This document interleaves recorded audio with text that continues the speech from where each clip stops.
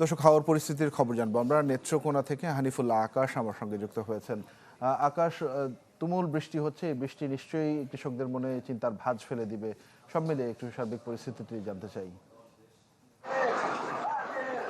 সময়ের সাথে সাথে দেখা দেয় নিত্য নতুন প্রয়োজন। রেডি থাকতে হয় প্রতি মুহূর্ত। তাই এলো ইনোভার, যেন আপনি লাইফে থাকেন রেডি প্রতিদিন। Innova, designed for now.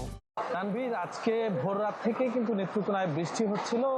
বেলা সকাল 10টার মধ্যে কিছুটা কম থাকলেও এখন কিন্তু বৃষ্টি, তুমুল বৃষ্টি। আপনারা আমার পেছনেই দেখছেন যে মুষলধারে কিন্তু বৃষ্টি হচ্ছে এবং এই বৃষ্টির যে প্রভাব সেটি কিন্তু শহরেও পড়েছে।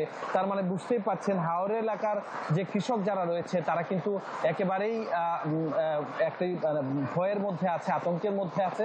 কারণ যে পরিমাণ বৃষ্টিপাত হচ্ছে, এখনো পর্যন্ত নেত্রকোনার হাওরে কিন্তু প্রায় 15% ধান কিন্তু এখনো রয়েছে। নেত্রকোনার যে কয়েকটি হাওরের সাথে আমরা সকালবেলা যোগাযোগ করেছি, তারা বলছেন যে আজকে সকাল থেকে কিন্তু তারা শ্রমিকদেরকে মাঠে নামাতে পারছেন না এবং বৃষ্টিপাত হওয়ার কারণে কিন্তু এখন জলাবদ্ধতার সৃষ্টি হয়েছে এবং জলাবদ্ধতা এবং বৃষ্টিপাত সেই সাথে আসলে বজ্রপাতের ভয়ে কিন্তু একেবারেই কৃষকরা মাঠে যেতে পারছেন না। এবং এই এখন পর্যন্ত আমরা যতটুকু খবর পেয়েছি যে নেত্রকোনার যে খালিয়াজুড়ি, মদন এবং মোহনগঞ্জ, এই তিনটি হাওরে কিন্তু যে উপরের অংশে এখন পর্যন্ত যে 15% ধান কিন্তু কর্তন হয়নি। তো আসলে এই সব ধান নিয়ে কিন্তু এখন পর্যন্ত কৃষকদের পরিবারের মধ্যে একটি বাড়তি সংখ্যা তৈরি হয়েছে এই বৃষ্টিপাতকে ঘিরে।